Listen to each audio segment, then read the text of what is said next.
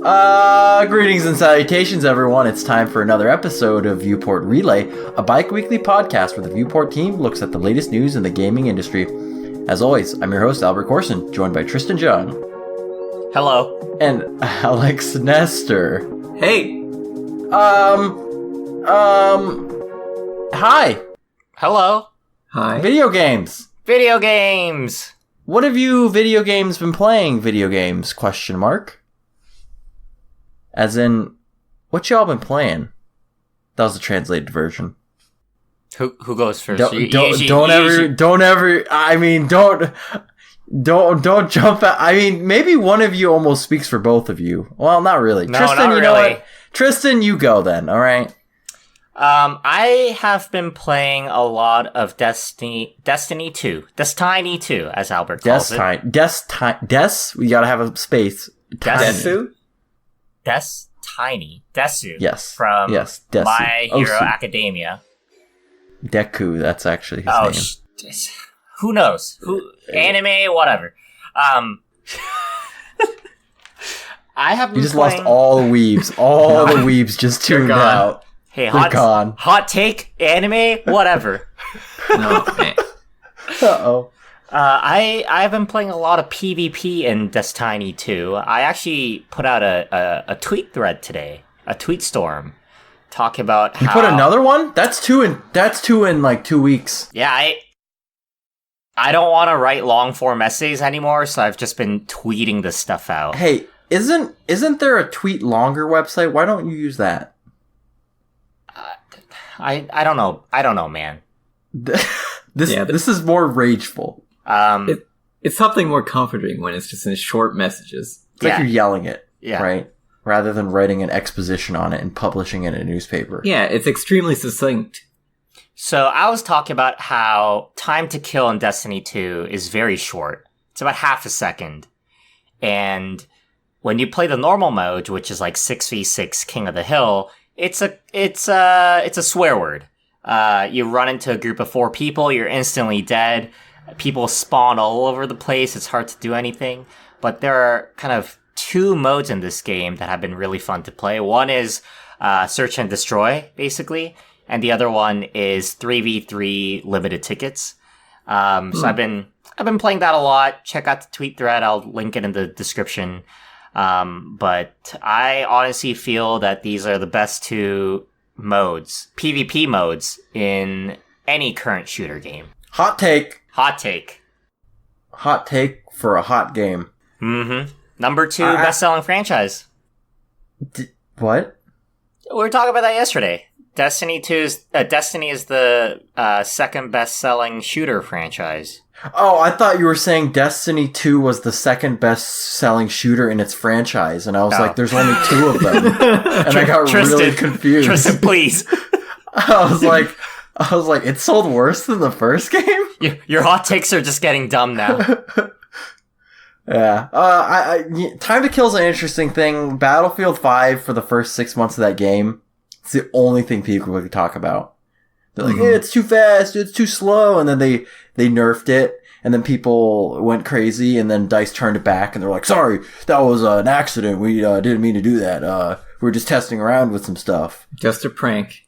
And then, because Tristan, what do you think about the argument with Time to Kill when it's like, oh, but if you're fighting 2 versus 1, and you're the one, if it's a fast time to kill, that means you can kill both people, but if it's slow, that means the second guy has time to react. No, completely disagree. Because if those 2 people are relatively competent, now the time to kill has halved for you. You have a quarter of a second now. Which there you is go.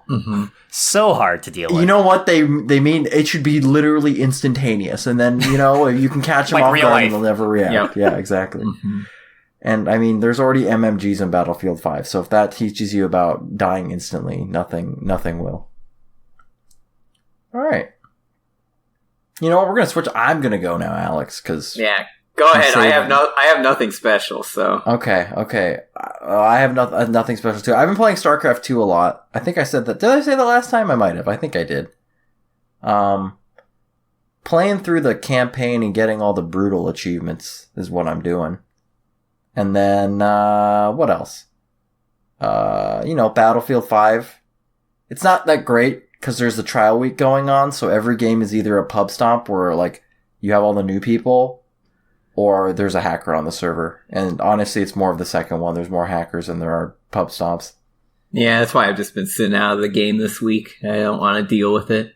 I was able to get the tank skin because I was able to join a server and get on the team that was pub stomping, and I just won 3 matches in a row in like 15 minutes, and that was all I needed for the last level. But I think Conquest is fine. But either way, doing that, playing a little bit of Team Fortress 2 Halloween update. 2-4. No, not 2-4. Did you hear about the new map, Alex? 3-4? 3-4. New map, you say? No, he's joking. He's joking. 3-4. I'm sure it's coming out right when the heavy update does. Yep. Third team. Yeah, I can't think of anything else. Random thing. Tristan said there was a map on Destiny 2 that reminds him of 2-4. Yeah. It's in PvP? I feel like, now that I think about it, every map is 2-4 in Destiny 2. Is that a good thing? Bad thing? Who knows? Really, when you think about it, every map is 2-4 in multiplayer games. Mm-hmm. Blood Gulch? 2-4. I was going to say Blood Gulch. Yep, it is just 2-4. It That's just true. looks a little different. Mm-hmm. When you really think about it, though, every game is a rhythm game. Yeah. That's a low blow right there. I didn't even think about that sentence. I don't know if I can low blow there when I never wrote my what makes a game good ever. I do have a draft of that on my iPad. Look at this guy on my iPad. Look at this 1%er here. Well, otherwise I would have iPad. pulled it up right now, but I gotta reach over there. I don't want you to read an exposition right now. No, Chapter 1. It's a mathematical proof. That's how I structured it. Alex, what have you been playing? Yeah, so like you were talking about, before the free trial started, I was playing some Battlefield 5, enjoying Operation Metro a lot, just shooting random people. Did you play Metro on Rush? I have not played it on Rush. It's super good. Alright. Metro in general is just a really awesome map. Yeah, it's probably one of the most well-designed maps they've come out with since the release of the game, and probably just one of the best maps in general in Battlefield 5, I'd say, at the moment. Yeah, it's pretty telling, too, because a lot of the community tries to basically just sit in queue to even play the map. They'll just hop out of servers and play it. Yep. I mean, the only bad thing about that map is when you're playing on operations and you're pushing that last point, and it feels like there's only choke points to go through. There's multiple ones, but you kind of just got to get lucky and hope your team pushes through one. Yeah, basically you just throw out smokes and you pray that you're like the one guy who gets past and your squad spawns on you. Yeah. I definitely agree with that. I'm the guy on the other side who's just spamming through the smoke with an MMG and picking up kills. It's so easy. But yeah, overall, rest of the map, great. And then, just, usual FF14 grind fest, just get my tombstones and leave. How's the house coming? Oh man, don't bring up the house. I'm sorry, I didn't mean to. Did you put in the poker table? I have not even put in the poker table. I want to do a full renovation of the house, but I need to build up the willpower to do it. Let me know. It's going to take all day to finish that thing when I actually get down to it. It's going to have to be a one-dayer. When you're ready, you can shout out the house address and have some visitors, maybe. Yeah, maybe. When you're ready. I'd be up for it, but... Yep. Anyone on Aether Data Center, when it's time, I'll shoot Sign it that out guest there. book. Sign that guest book. We don't have a guest book. We'll need a guest book, I Oh, guess. no. That'll be one of the items. All right, put it on the list. I actually made a lot of money recently, Alex. Yeah? So if you need money, let me know. Oh, look at the Sugar Daddy Jung. All right. No, I mean, Alex definitely has more money than me, but, I can also pitch in. Tristan working that side hustle. He's keeping the secrets from me. Uh-huh. Too bad I can't make in-game money from Destiny. It's just maps every week. I invite you every week. Oh, yeah. Yeah, we do make a lot of money from those maps. And it's pretty brain-numbing good time, to say the least. But yeah, that's all I've been doing. Not a whole lot exciting. Not a lot coming out right now, right? Call of Duty. We'll get to that. Well, I mean, that's like next week, but, Also, I took it out of today's headlines. Well, Doom got delayed, so Yep. So Death Stranding, Albert and I are thinking about this bet. Well, what kind of bet did you guys come up with? I want to hear this. No, the one from last week. Under. What are the odds Death Stranding gets Game of the Year right now without even seeing the reviews for that game? All I'm saying is the contenders are slipping. They are. Doom's out. The biggest boy slipped right now. The biggest boy slipped off. Like, honestly, one of the biggest ones I can see is probably Resident Evil 2 and then Iceborne. And I don't know if you can even count Iceborne because it's an expansion. Yeah. Wait, Last of Us 2, that's next year. Oh my god, next year is insane. That's also in March. I looked over the games that are coming out in March in that area. Let's see if I can find it real quick. I want to go on vacation in like March or April next year, but there's like 15 good games coming out during that time frame. I don't know what to do with myself. Mm-hmm. Yeah, 2020 will be a legendary year for video games. I'm going to call it right now. Yeah, you got all kinds of things. Last of Us Part 2 coming out in February, late February, and then Final Fantasy VII Remake in March, Doom Eternal, and then you have Cyberpunk 2077 in April. And Tristan Jung's favorite game is Animal Crossing's coming out in March. Oh yes, that's also coming out in March. Yeah. So you're gonna build your house in that game while I'm busy in 14. I don't like Animal Crossing. We won't get into that. All right, we got to get into stories. We have stories. We have politics. Uh-oh. Intrigue. All right. For those, we'll recap the story real quick here. For those who are unaware, there's stuff going on in Hong Kong. You know, protests. And during a Hearthstone tournament in Asia, a player did an interview with like protest gear on and essentially, you know, said that people should support Hong Kong and stuff like that. And Blizzard, you know, in the vein of no politics, banned the player for a year, took the player's money away that he won from winning the tournament, and then fired the 2 casters that let the guy on camera. Because the casters knew that what he was gonna say and things like that. So that made people angry. Yep. Yep. They definitely got angry. We'll avoid the political part, right? We're gonna be Blizzard here for a second. My question is, was the original punishment fair for what he did? Wait, how can we even answer this question without being political about it? Well, you can be... I was just joking about that one. I personally do not think it was fair. I also don't believe their response saying it was not based on political reasons. Mm-hmm. That is all I will say. Not only that, Tristan, it was not done for monetary reasons either.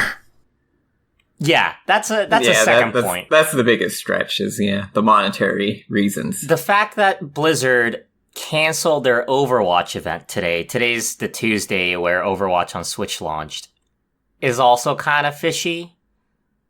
I feel like they don't want to address it head on, which is causing more frustration. But I also don't know what the correct move here is, given their situation. Yeah, so I was going to ask that, and I asked this question as like as my duty as the podcast moderator to sort of poke and prod you guys, right? Like, okay, it's a very, like, what is your opinion on this statement? It is fair for a video game company to ask its players to not bring up political events. Do you agree or disagree with that statement? Agree. Yeah, they can do that. Okay, so based on that assumption, what would have been the right approach to the situation? I think a warning would have been fine. Like, this is so off the rails of everything else they have done to punish players in the past. I think that's why it seems very fishy. Mm-hmm. Given the subject matter of what they're kind of dealing with and just kind of the ties that Activision Blizzard has, it's definitely a very weird response in terms of just how they went basically full 100% on this guy just for one statement he made. Not just on the player, but also the casters. I've never heard of anything extended. Mm-hmm. And there's a weird fishy smell, right? You guys were like, first time this happened, right? Do you think that if this was like a I don't know, what was it called? Flint, Michigan, right? Some guy wins a US Overwatch tournament. Would the response have been the same?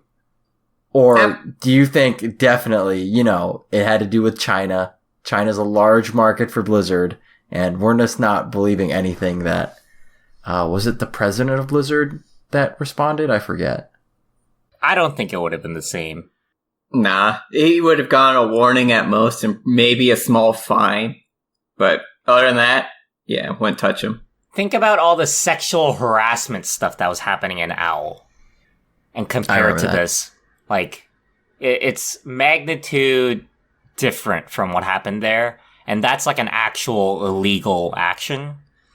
So that's why I think it's not equal in terms of how they handled it. What do you guys think about sort of, like, I don't know, like the new punishment? Do you think they should have, like, still just let him off? Because they gave his money back.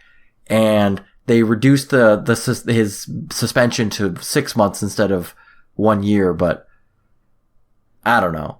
I think they were trying to save face, but it looks even more weird now, because part of that taking it back was like, hey, we didn't do this because of China, but I think people don't really believe it, and it's like they're in a weird middle ground where they haven't gotten the goodwill of their customers, and I'm sure there's still a lot of questions lingering. So, if anything, I actually don't think it was a good move. Alrighty, and then here's a weird thing, right? What's gonna happen at BlizzCon? And based off of, like, what is probably gonna be negative reception, right? There's a weird thing that people are rumoring that Blizzard's going to announce so many things so that it drowns out the negative press. But what is Blizzard going to do at BlizzCon? Because this is not going to, like, BlizzCon's in 2 weeks. Like, they canceled that Switch event for the Overwatch Live thing. And they're trying to go radio silent. I hope people forget. 2 weeks is not that, like, the internet doesn't forget in 2 weeks. Well, on some things they do, but I guess they could possibly announce new games, but I think the ultimate thing is they're going to pre-screen almost all questions people make. I mean, they did that last year. Apparently, there's a thing going on. They're going to do a better job of it this year. People are going to try to wear red this year or something like that to, like, signify. Yeah, I heard they're going to wear, like, protester gear or something. I heard they were going to wear red to dress like Winnie the Pooh. Oh, no okay. pants. I heard it was. No pants. I heard it was red and khakis or something like that. Yeah, okay. But Blizzard taking a lot of heat for this one. I don't think we've seen them in this light before, and stumble this hard. I want to separate, right? I want to make a point for listeners that, like, and I hope that gamers realize this, right? That these viewpoints are very much not held by a majority of the developers at Blizzard, the actual people making the games. There was a silent walkout, right? Or something like that. Like the day after the news of employees that didn't agree with it. So, always got to separate. Like, there's that famous picture of the statue, right, in front of Blizzard that people were taking pictures where that was like, every voice should be heard. And they're like, I don't know about that with you guys. I mean, I think that's the thing about working in any big company, right? Like, whatever decisions that the big company makes are not necessarily the same perspectives that the employees have. Yeah. Yeah, very much so in this day and age, yeah. But I was thinking, like, the people who are, like, canceling their subscriptions, which is, like power on to you for, like, acting and, like, believing how you, like putting your money where your mouth is, right? But it's like, if Blizzard had to choose between 100,000 people canceling their WoW subscriptions or 50 million people in China that buy their games, I think I know which one they're going to choose. Obviously, like, every dollar hurts them. So, like, follow what you believe. But just, like, speaking from a purely business sense, like, I think Blizzard would choose their Chinese audience over, just due to the sheer number of them, over, I think that is the concern a lot of people have, because, like, Blizzard used to be the small town game developer making cool games, making sure gamers' voices are heard and all that, which doesn't necessarily mean they have a political stance. But I think people are just disappointed if they're just making pure business decisions. Which for a public company, that's what they're supposed to do. Yep. Fiduciary duty, my friend. All right, let's talk about another one. Another big boy. Nothing bad this time. Good news. Let's talk about good news. Red Dead 2. Coming to PC November 5th. I feel like this game came a lot faster than GTA 5 did to PC. Mm-hmm. And I looked it up, alright? So, GTA 5 came out on 360 and PS3 in 2013, September. Mm-hmm. And then it came out on PS4 and Xbox One in November, so about 1 year later. And then it came to PC in April, so about 6 months after that. So Red Dead came out in March this year, right? Mm-hmm. So, it'll be 8 months-ish versus 2 years. So, first of all, any of you guys gonna pick this up? Actually, probably. I did pick it up on PS4 on launch day. It was pretty... The game itself is slow. I think I did talk about it when it first came out. And my PS4, launch week PS4, it was chugging. I don't want to play on a controller. There were a bunch of stuff, so I stopped playing it. So I'd be down to play it on PC as long as it's, not 300 gigabytes. Oh, it'll be $295, don't worry. Oh, perfect. It came 2 discs on the PS4, right? Yep. It was a dual, so it's gonna be at least 100, I would say. That breaks my heart. I hate 2019. Mm-hmm. Or we'll talk a little bit about some of this later, but Alex, are you interested in Rockstar games at all? In the past I have been. The latest one's like GTA 5, and I've watched a lot of Red Dead 2. I just really don't enjoy the structure anymore of their games. They become much more cinematic in nature when it comes to the main missions. And Red Dead 2 especially has a lot of invisible walls where if you basically wander off the path, it just fails the mission for you. So, and it's really just, you're on a rail and you're just watching the ride rather than actually having a chaotic mission. And a lot of the stuff is just pre-programmed in. During story missions though, right? Yes, but in older GTA games, traffic was still random during missions. So it's kind of different every time. You might run into a car you'll never run into again. But in GTA 5 and Red Dead 2, those events are predetermined during missions. Yeah, I can see both ways, right? It's less agency, but it also, as a game developer, you sort of want to, control a narrative. Right, it creates more control, and it still gives you those cool action shots and everything every single time for every player. But, I don't know, it just rubs me the wrong way when it's supposed to be an open world game that is... kind of freedom of player when it really feels like all that freedom's been taken away from you. So in short, no, I'm not going to be picking up this game. Hey, that's a perfectly fine opinion. Mm-hmm. What about you? Here's my next question. I'm probably going to get it.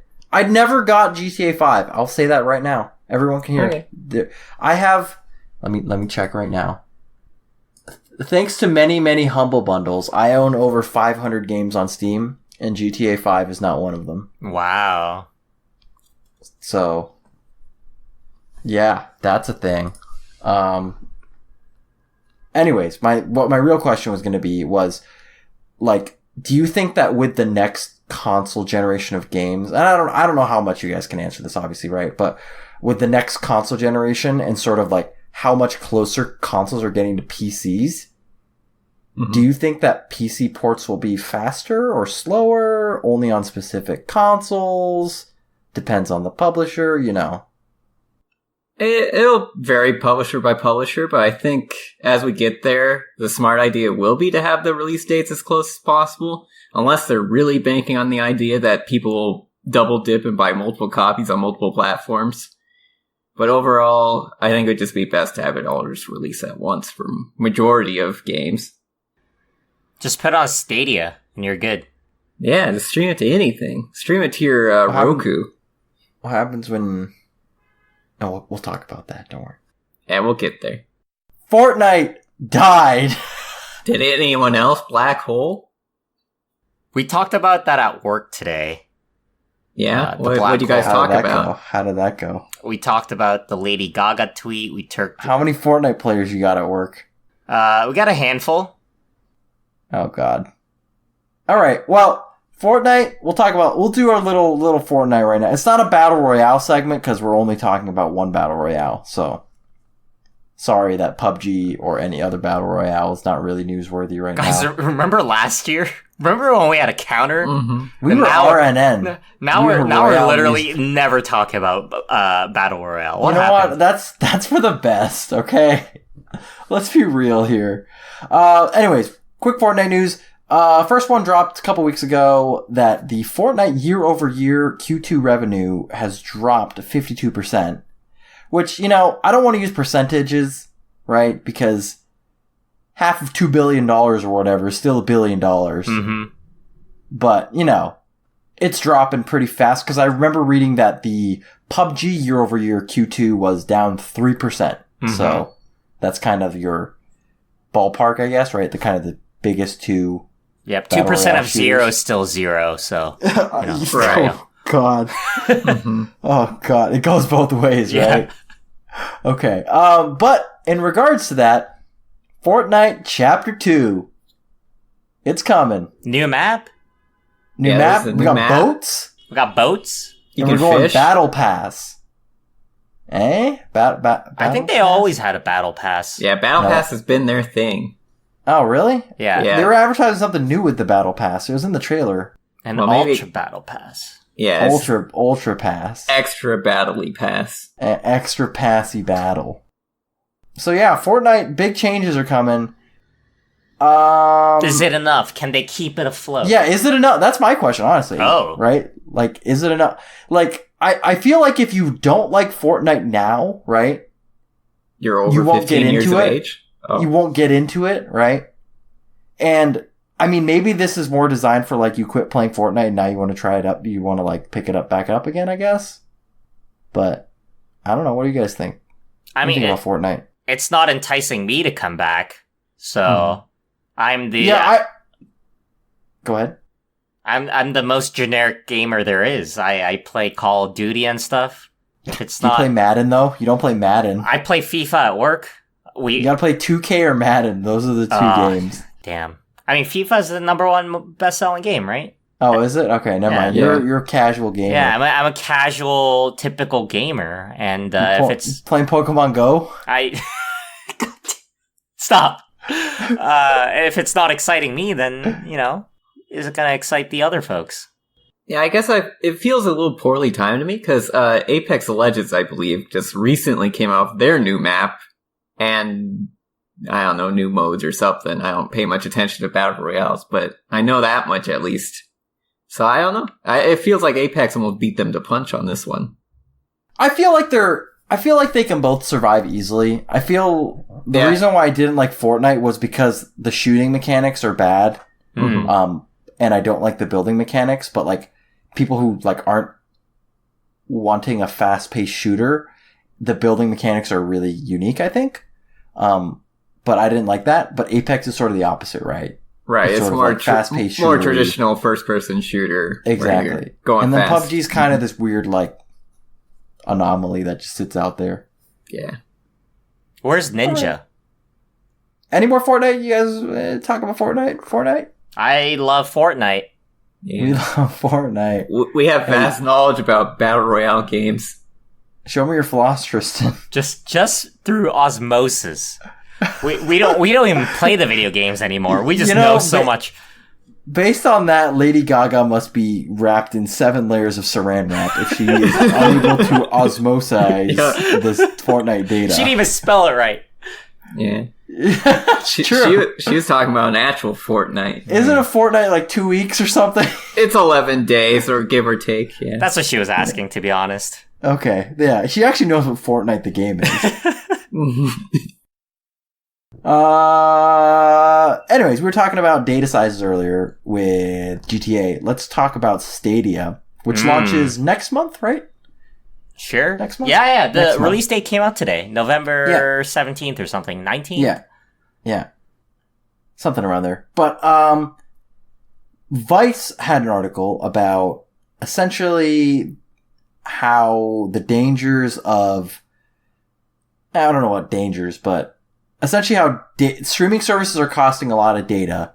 And now that US in particular ISPs are starting to add data caps, that services like Stadia and maybe even things like Xbox's new streaming stuff are essentially on a crash course to collide with each other and come out with potentially a bad deal for the game streaming side of things.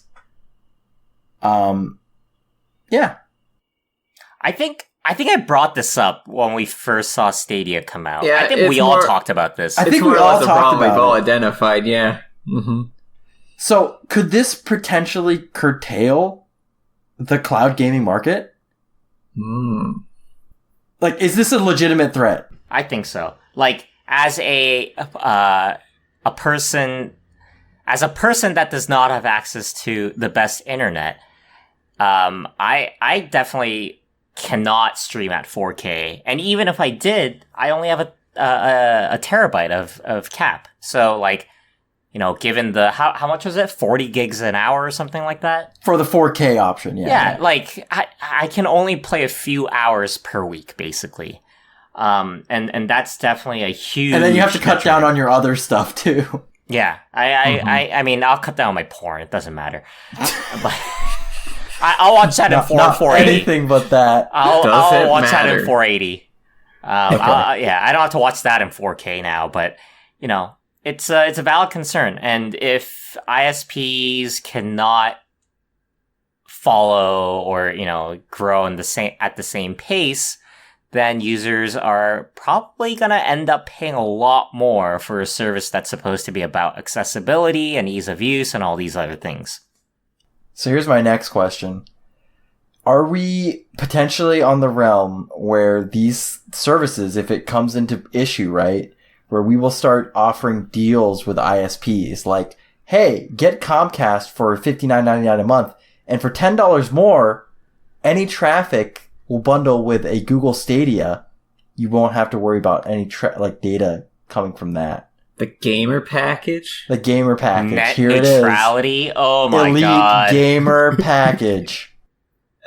They may work out some deal where you can get like an increased cap for an increased monthly fee, but I don't think it'd get to that level where you're getting like a Stadia with a kind of a key to the unlimited bandwidth gate. What about like Google Fiber? Well, then Their you're good. advertising If you're lucky campaign. enough to have that, then yeah, no worries at all.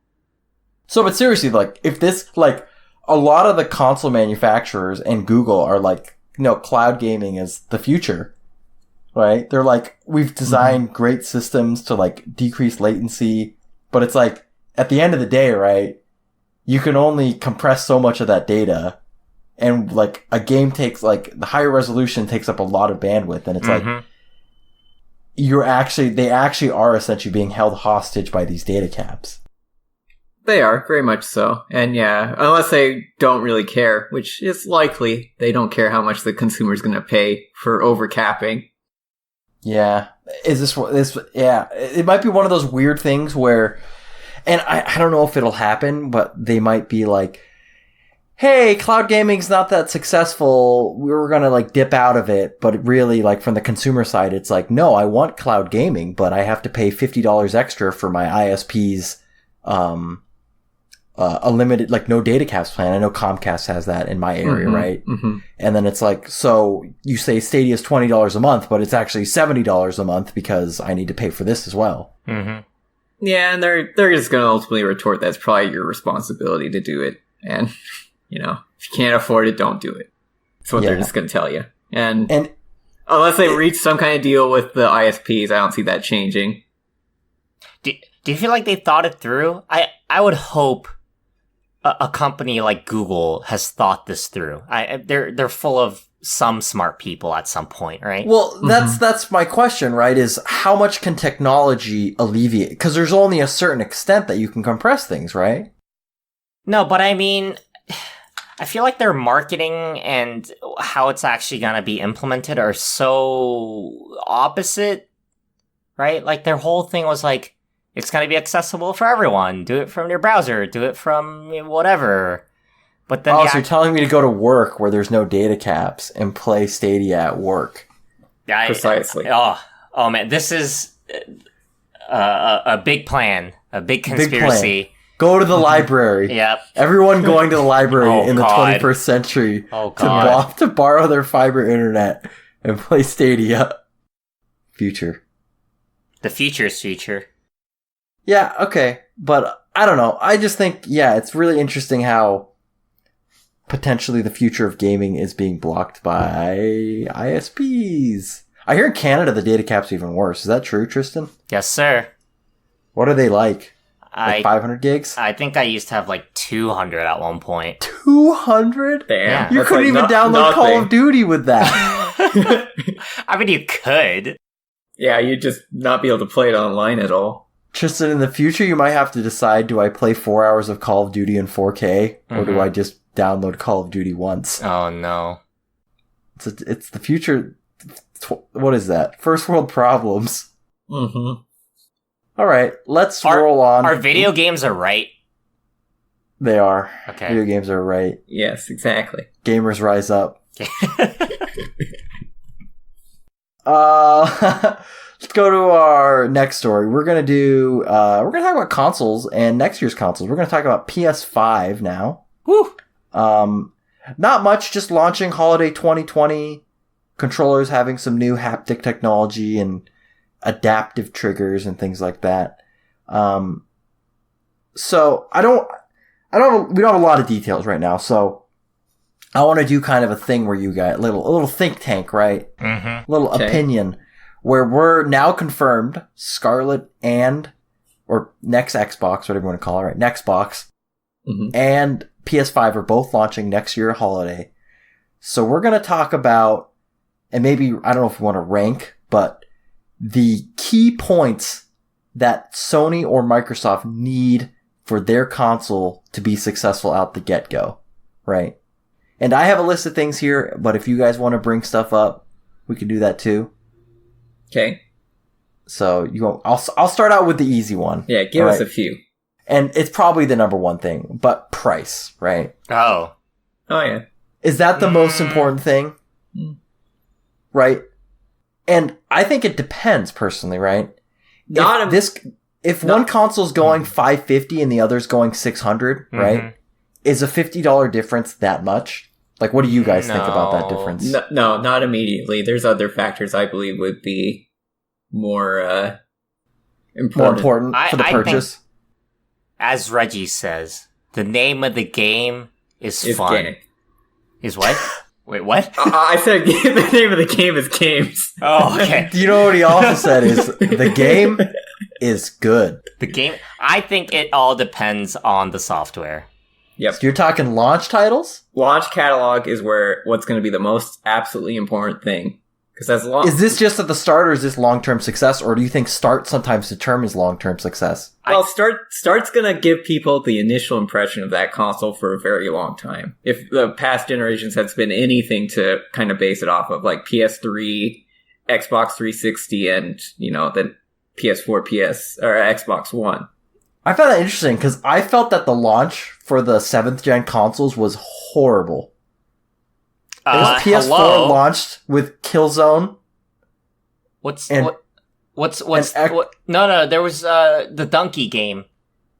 Knack 2? Knack 1. Come on. Knack 1. Yeah. All right. So, proving my point. Okay. What? The greatest video game of all time. And Xbox launched with, Rise Son of Rome. I think the first year is crucial. I think PS4 kind of figured itself out, at least in the first year. Mm-hmm. Uh-huh. Agreed. I agree with that. But here's the thing, when you're buying that console in December, you won't know what's coming out that first year potentially, right? You might know 6 months, right?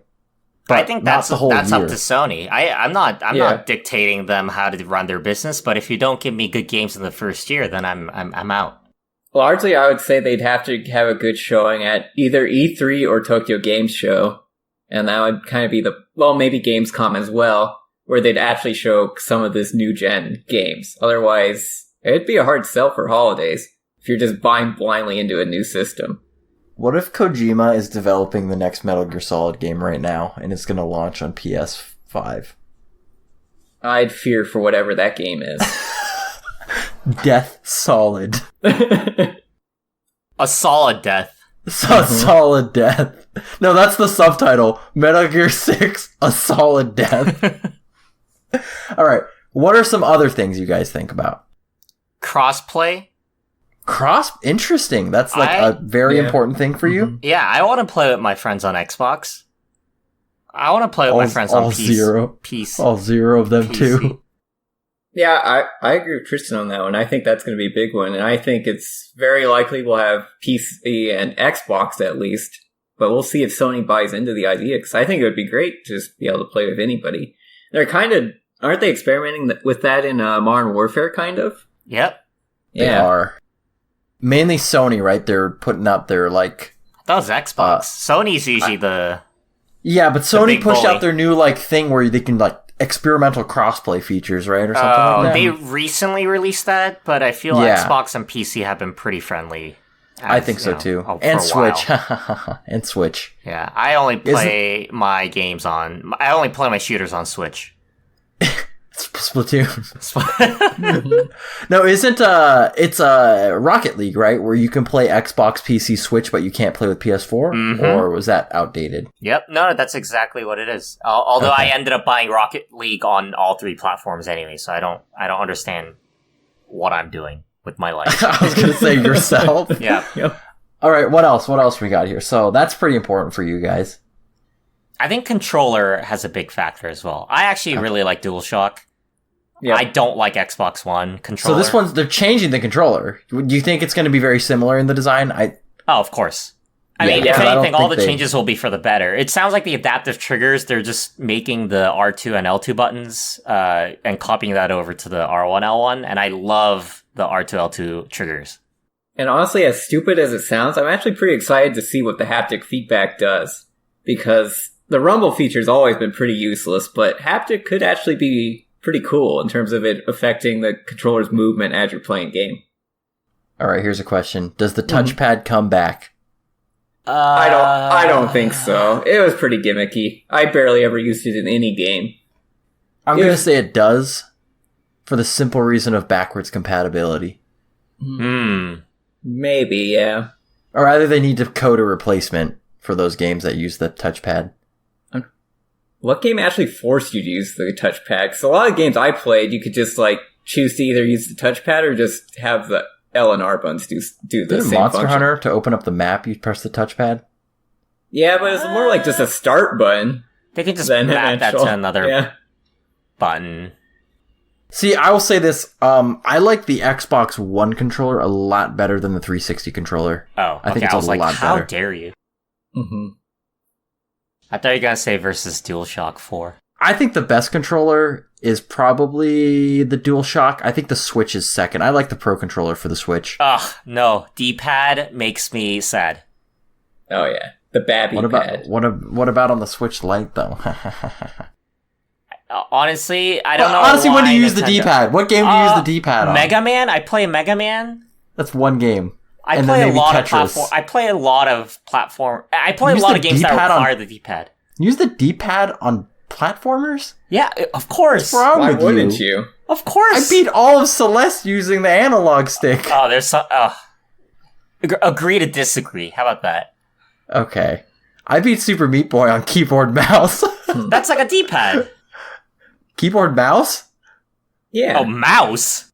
Mouse and keyboard. Oh, there's something keyboard, wrong I guess? There's something wrong with you. Yeah, just keyboard. Just keyboard. But everyone said the Xbox version of Super Meat Boy was better with the 360 controller. Like, everyone said it. All the speedrunners use the 360 controller. I cannot play platformers with the stick. I can't do it either. It's very difficult. It feels too weird. Alright. Anyways, enough about that random talk. What else you guys got? I honestly think those are the biggest things for me. Yeah, Everything else is kind of like a plus. All right, so I'll push in some stuff I've got. So I've got system specs up there. Right? Do we want the world's most powerful console? Redux. I guess I want to at least see games played at 60 FPS on console. I guess that's something. I think both of them are going to hit that number. I hope so. They're both going to have SSDs. We know that, right? So, I have a feeling they're going to be very similar in terms of the specs on the inside. Yeah, and I expect their performance to be mostly the same. Yep. Yeah, really that's all I want is a 60 FPS console that actually plays steady at 60 FPS. GameSpot released some known specs. All right, what do we got here? And it actually is roughly the same. Oh, really? Yeah. So that's interesting how they're both going AMD for like graphics, but they're using like separate custom built GPUs. I mean, I guess that makes sense, right? That'd be weird if both consoles are running the same GPU. But yeah. So we already know backwards compatibility, right? So that's not really a thing. Although, does PS4 have PS3 backwards compatibility? I forget. No. Okay. No. So this is like an additional selling point for the PlayStation that now this one will be able to play PS4 games. Yes, but on the other hand, the Scarlet or whatever it's going to be called plays all the way down to Xbox original games. Yeah. What else? I had a couple. These ones are like minor, right? So there's like VR, right? So there's rumors of a new PSVR in the works, right? I know you guys don't play VR. It's probably not a huge thing. It better be wireless. That's all I'm saying. You want wireless? Is that what you're thinking? I have the Quest, right? I know you have the Quest, yeah. And wireless just makes things so much more simpler. It's actually the only wireless one, though, so that's the thing, right? I guess so. I agree with Tristan, though. It should be wireless if they're going to be developing a new version of the PSVR. Yep. Let's see. We've got... This one's a really weird... I put it up here just for discussion. Aesthetic look, right? I think that's going to be, like, last on everyone's list. But, you know. Yeah. As long as I can buy my Idolmaster skin PS5, I'm all good. Oh, God. I also have launch date, right? Do you think whichever one comes out first might be a bigger seller? I think as long as both of them come out before the holidays start, then it should be fine. What if one of them's early November and one of them's like second week is... No, I don't think December. I think December's too late of a launch date. Yeah, you're not gonna... all the supply, everything's gonna be sold out. You're not gonna get it for little Timmy. He's not gonna be able to play Madden. They need to come out before Black Friday, so it'd be early November-ish. So you can have their coupon deals for like $5 off, and then people like murder each other for $5 off. You start trampling everybody. You do a battle royale in real life at Walmart or wherever you're. Black hole comes out of nowhere. Everyone goes away. Yeah. Huh? Last one I have is online functionality, and that means like services. So like, what are they going to do with their streaming stuff? Is Xbox going to look different? Maybe including that UI. I don't know if there's anything you hate about that. I hate the Xbox UI, guys. They redesigned it and it still sucks. Ugh. I don't really care. I mean, the party system in PS4 is fine, I guess. I haven't really had too much complaints about it. Mm-hmm. Alrighty. So based on that, we got price, launch titles, backwards compatibility, which is already confirmed, system specs, controller, aesthetic look, launch date, online functionality. What's the most important to you guys? What do they need to nail? The games. The games. It really just comes down to the games, because otherwise I'll just feel like, why am I buying this over just playing stuff on PC? So even if there's a drastic price difference, no deal for you guys? Like, if one's $400 and one's $600? No. Not really. Okay. Look at us. Look at us. Everyone else is like, whoa! Big difference. Yeah. I'll just see 10 less Chirashi bowls. There. Oh my God. Okay. That's how we're basing our economy. Alrighty. Now. So launch titles is the name of the game, and I'm gonna say right now, I think PlayStation probably got that advantage. Yeah, it's a bit of an edge right now for PlayStation. Because that's why they won this generation, was their games. So. Alright. Good discussions. Alright everyone, that wraps it up for episode 37 of Viewport Relay. Viewport Relay is available on Radio Public, iTunes, Google Music, Stitcher, Podbean, and all your favorite podcast directories. If you enjoyed this episode, please take a moment to subscribe, review, and share it with your friends. We're also on social media as Viewport Gaming on Twitter, Facebook, and Instagram. But Alex, why Viewport Gaming? Well, Viewport Relay is a part of Viewport Gaming, a look into various aspects of the video gaming world with previews, reviews, and all other news about your favorite games, as well as this very podcast. You can check it out at viewportgaming.com. All right, thanks, Alex. And as always, I've been your host, Albert Corson, joined by Tristan Jung. Goodbye. And Alex Nestor. See you next time.